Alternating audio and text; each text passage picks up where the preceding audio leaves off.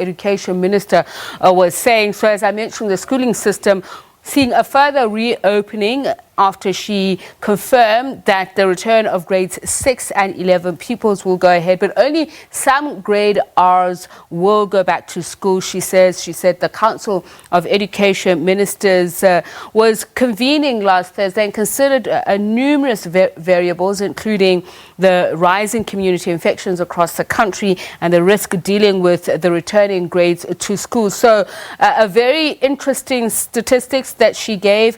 Out of the 25,789 schools that opened, she says only 1,000 had to close again. She was saying less than 4% of schools had to shut down because of infections in schools. And another thing that she said, which was notable, was that there is no confirmation whatsoever that these infections actually occurred in schools. She was saying, according to the statistics, the data that they have, there's no indication that these infections did occur in schools. So lots that the Basic Education Minister said. We'll talk about that. But she will basically said that provinces that are prepared or are not prepared to have grade Rs have until the end of the month to accept this. So let's talk about this with our panel. The Basic Education Department's press briefing. We're joined now by Allen Thompson, who's the National Teachers Union President, Basil, Manuel, Naptosa's Executive Director, and Professor Haroon Saloojee is from the South African Paediatric Association. A very good evening to you all. Thank you so much for joining us. Good evening. Pleasure to be with you. Hi. Okay, so let's just first start with this, Mr. Manuel. The minister saying that only 4% of schools have been affected by infections, but she spoke about all the schools that were opened. Does the information that you have support what the minister was saying, especially at the point where she said there's no proof that the infections occurred in schools, even though we've had numerous reports of teachers, of parents, of learners supposedly being infected after being at school after they've been reopened? I don't think the latter issue is an issue at all. It doesn't matter where you contract the virus. The fact that you have it is the point. And I don't think we've ever contested where the virus was picked up. And it's a nonsense because the minister says on the one hand that schools are microcosm of society. If they're microcosm of society, what happens out there will happen in schools. So we leave it at that. The minister's numbers are not correct. 25,000 schools didn't open. It's closer to 20,000 schools, but that's neither here nor there either. It is about the number of infections that there have been, because that was the point she made, and how many schools were either opened and closed. What she misses out on is the psychological impact of a positive case. What that has on the broader school community, including the rest of the teachers. And yes, of course, there have been relatively few, but you haven't seen how people have crumbled just from the idea that somebody within their midst has tested positive. Because all people have different circumstances at home. And there has been a sore lack of a psychosocial support for our teachers and by extension for our learners as well. So, I hear what the minister is saying, and I don't want to split hairs on small issues, but I'm saying the department has failed. Fair enough. On important issues. Fair enough. You're saying the distinction isn't that important, but that it comes down to splitting hairs. Mr. Thompson, do you share this view? Because I think for a lot of parents who are reluctant to send their children back to school, it does matter having that understanding. And while I hear the point that you're making, Mr. Manuel, that the important thing is that infections are occurring because there is this interaction. Mr. Thompson, what's your point of view?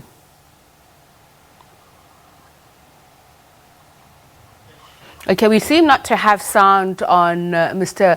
Thompson's connection. Allen Thompson of Naptosa. Let me see if I can ask you to please unmute your microphone. Can you? Yes. Okay, absolutely. Great. Go ahead. Yeah, thank you very much. Thank you very much for having me on behalf of the National Teachers Union. No, Basil is very correct.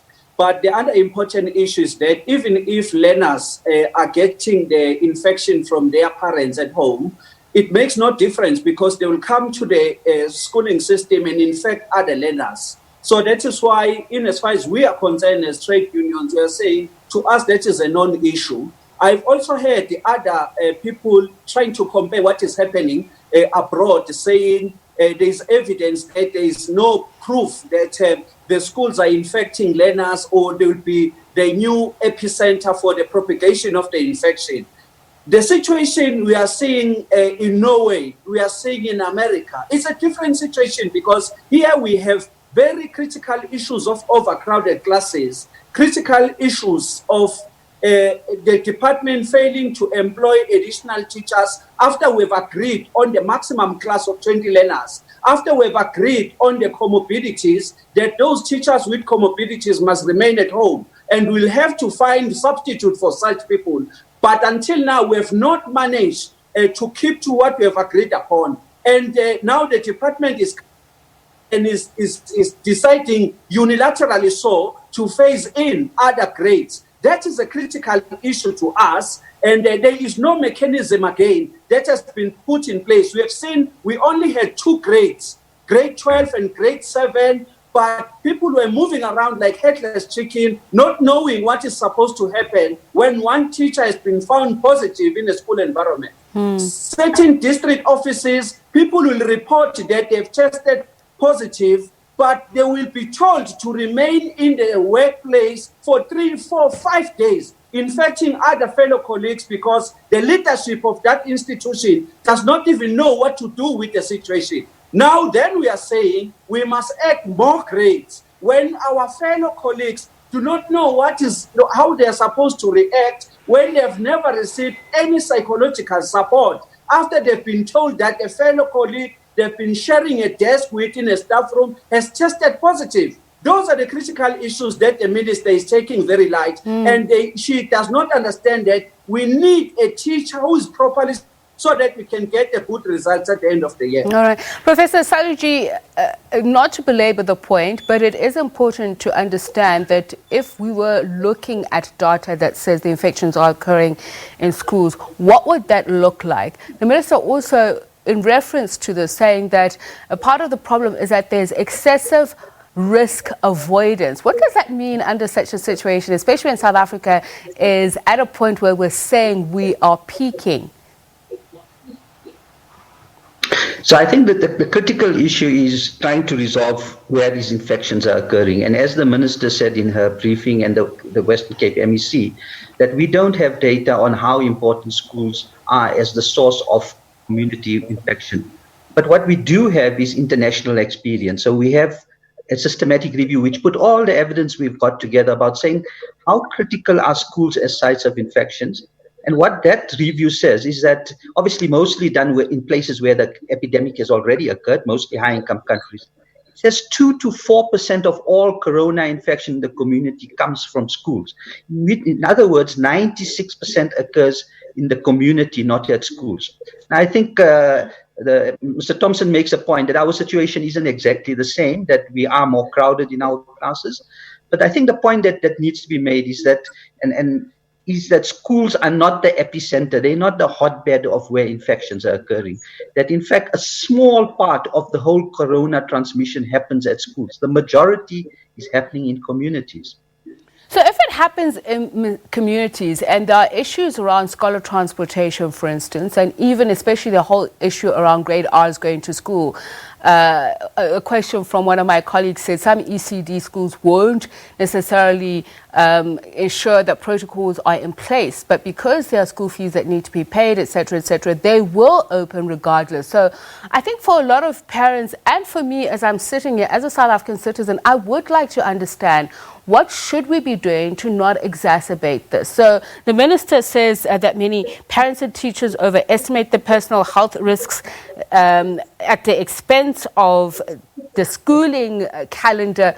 How do you weigh the two together? How do you compare apples and cherries? Yeah, so it is in the end a question of risk versus benefit. And the risk is the part that as a medical person I can talk mostly about. And the issue is that we know a few things now that we didn't know before. The firstly is, how likely is my child to get an infection at school? And the evidence is very clear that most children, 90% of children, will get their infections from adults. Very few children get it from other children. In the last week only, we've heard about super transmitters, that about 80% of the infections are being transmitted by 10% of people. And those 10% are adults. So that's the first thing. If you go to school, your child could get an infection, but it's more likely your child is going to get an infection if they stay at home. But I think more importantly is that how likely is it to affect the child's health? And we know that 80% of children have mild or asymptomatic. So unlike adults, your child is not going to get into hospital. But I think that the biggest issue is this issue of transmission for me, is that if you go to school, is your child then going to bring the infection home? And again, as I've said many times, that it's an issue of children do transmit the virus, but much less than adults. So the key question here is, why are we closing schools? Is it to protect children? And I'm saying children, are, even if they get infected, are not likely to get very ill. Is it because we're trying to protect our educators, or are we trying to protect the community? And I think I've made the case that even for both the teachers, educators, and the community, schools are not the hotbed of infection transmission. Let's put this into perspective and look at the national infection rate. Mr. Manuel, I'll come to you. The minister saying 38% of parents held their children back from going to school.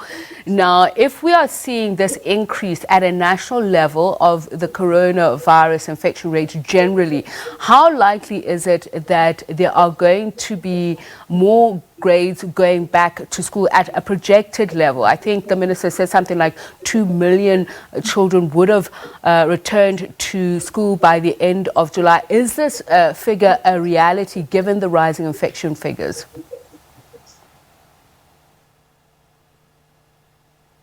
Mr. Manuel? I lost you there for a minute, and Okay. I'm hoping I'm not speaking over your words now. But let me be very clear. Naptosa has never... Can you hear me? Yes, we can hear you, Mr. Manuel. Okay. Naptosa has never opposed the reopening of schools and children attending schools, because we've consulted widely as the collective of unions with our health practitioners. And they've said to us what Professor Saloojee has said to us now again. However, it is about the protection that we have to still have in place to ensure that children as well as teachers are safe in the environment that they are in. Remember, the teachers are a large cohort of people squashed together in relatively close proximity, and that is one of the bigger problems. Now, one of the important things that the minister does mention, and this is where our concern lies too, is that social impact that long-term staying at home does do. We've already seen, and it's a great pity that the minister also 98% of children have returned, which is a fabrication. It can't be true. If today we've said 38% didn't come. Now, let's be honest. There are large numbers of children that didn't return. And if we are honest with our people, we start looking for those kids. And which kids are those? The reality is it's the poorest of the poor. In other words, it's our black kids in the townships that are not returning. And that is where our problem lies. So we don't want to stretch this out, but the department has to come to the party and ensure that the safety measures are in place. And these are basic safety measures, these non-pharmaceutical interventions. And that is the only thing that stands between us and school returning to normal. And I'm glad you talk about the children in the poorer communities, or at least those who are unable to return because of some of those financial difficulties. And I'm wondering, Mr. Thompson, the fact that there are some children who are going to school without masks, could that be the case, that children don't have masks? And whose responsibility should it be if the Department of Basic Education says there are protocols that should be followed, including PPE? Should parents be made to buy masks for children? No, not at all. Not at all. Owing to the fact that, remember, government put aside something like 500 billion just to concentrate mainly on the disaster that we are faced with.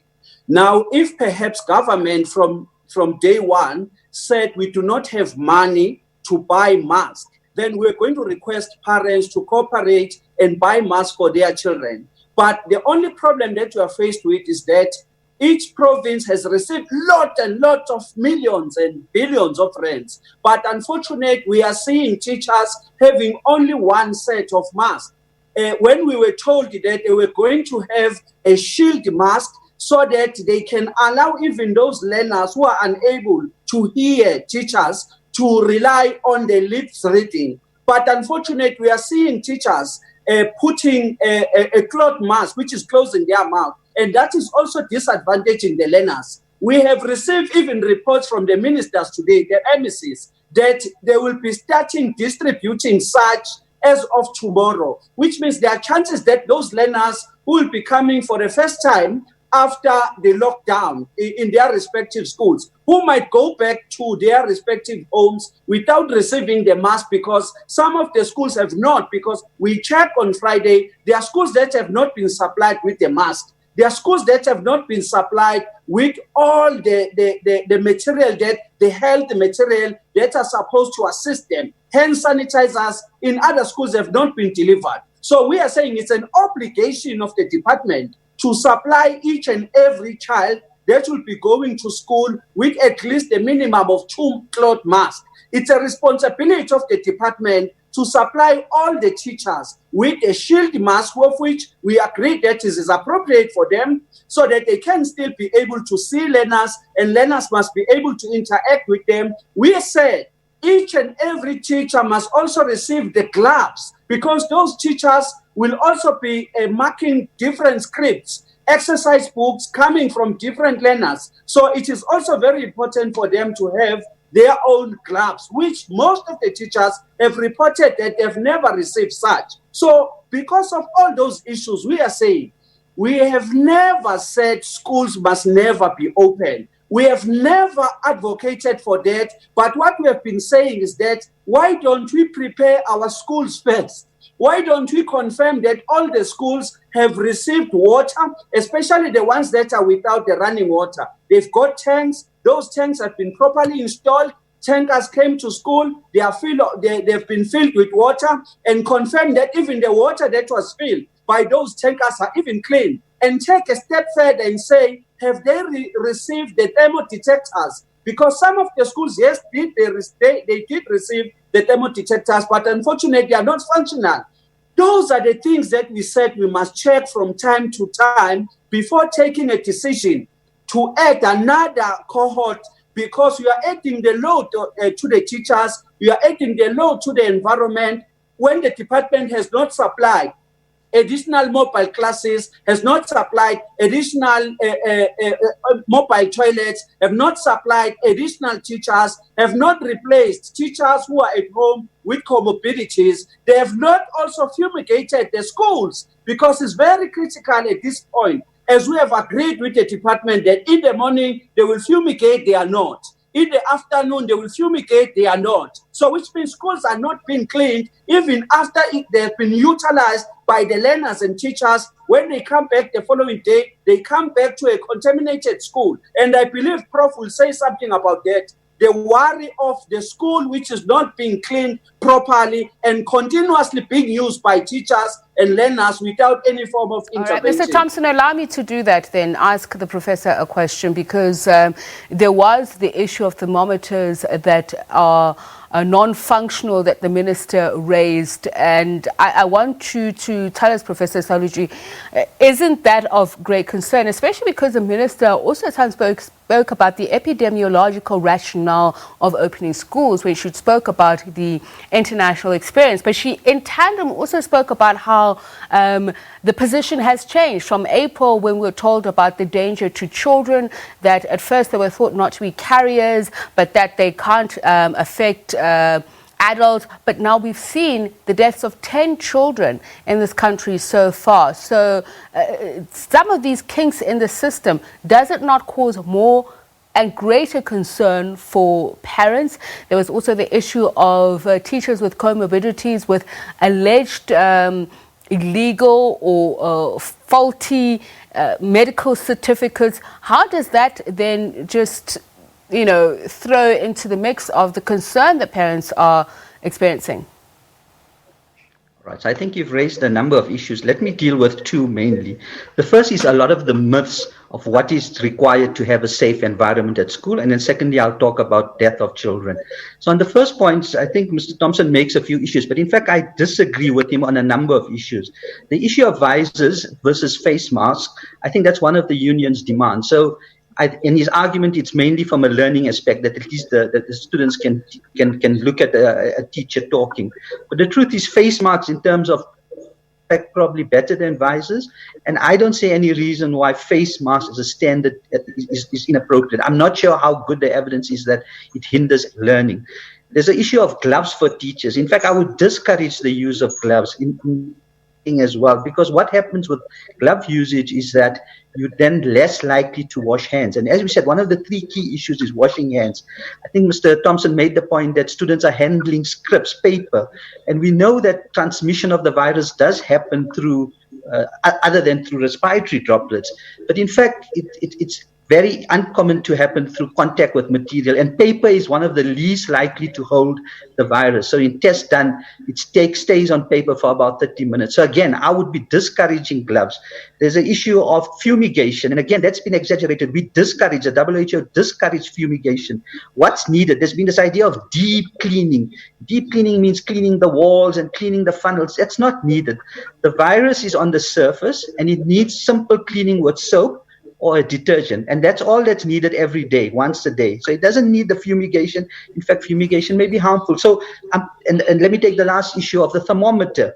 Again, the evidence suggests that taking temperatures on entering a workplace or a school is not particularly effective. Those machines don't pick up core temperature. There's been studies done from Wits Physiology in the last week, reported in the Daily Maverick. And so temperatures are not an effective screening tool, because 80% of children are asymptomatic or mild. They won't have a fever, but they may be carrying the virus. So on that point, there's a lot of different myths, and I would suggest we take them each one is useful. The second point, just to quickly deal with that you asked me, was about having died.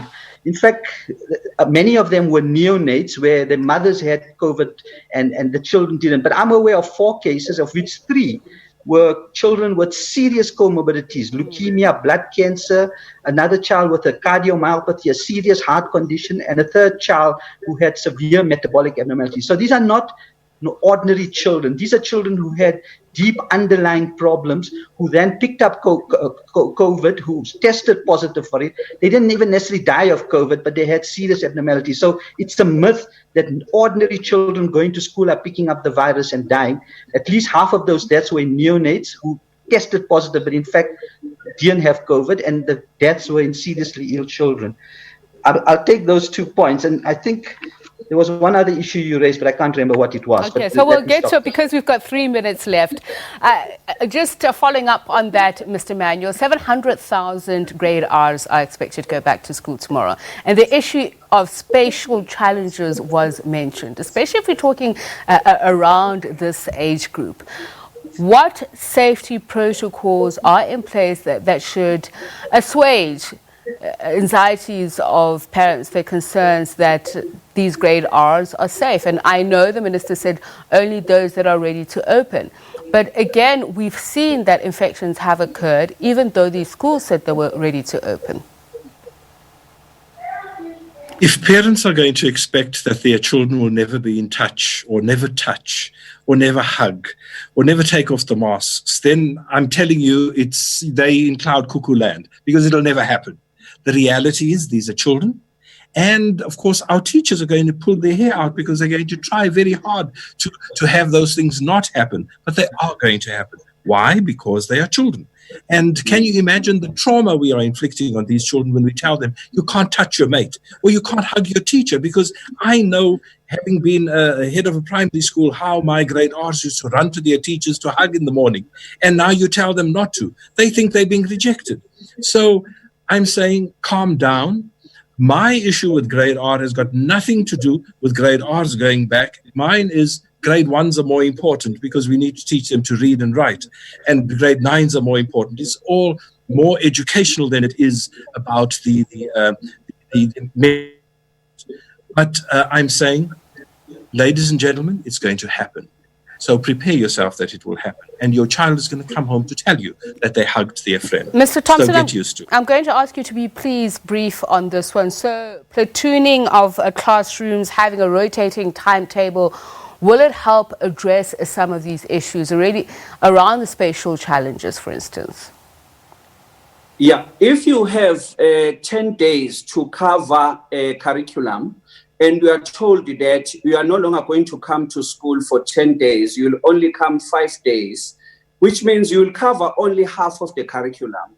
So we are not convinced that the department is serious about even covering curriculum when they do not want to add the floor space, but they want learners to remain at home for 1 week and another group will come to school for another week. It means then we need to plan further and get extra hours for them to be able to cover, for the teachers to be able to cover the curriculum. So we do not also think it's a solution, but it shows that we still need more time to interact and prepare learners than what we anticipated to say somewhere in October, Matric is going to write examination. Also, if I can just use 30 seconds on what Prof was indicating. You see, all the things that I was highlighting are the things that were proposed by the Department of Basic Education, having received what you call advices from their own scientists. Every time they will say, this is what we are talking from the scientific point of view.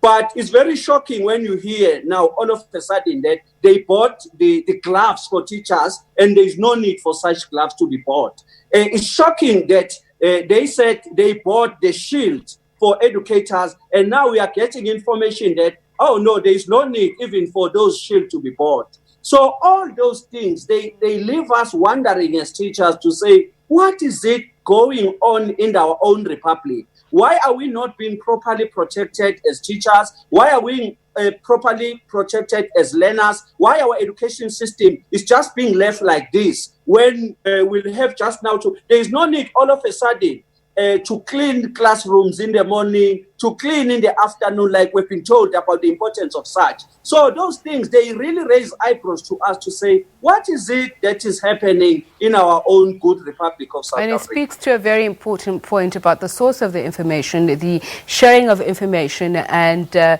Minister herself did speak about a greater need for education within the schooling community, the learners and the teachers. I wish we had more time, but gentlemen, thank you so much. Allen Thompson is the National Teachers Union President. Basil, Manuel, Naptosa's Executive Director, and Professor Haroon, Saloojee is from the South African Paediatric Association. Thank you so much for speaking to us. So all of this speaking about the Department of Basic Education's press briefing, which just happened a short while ago.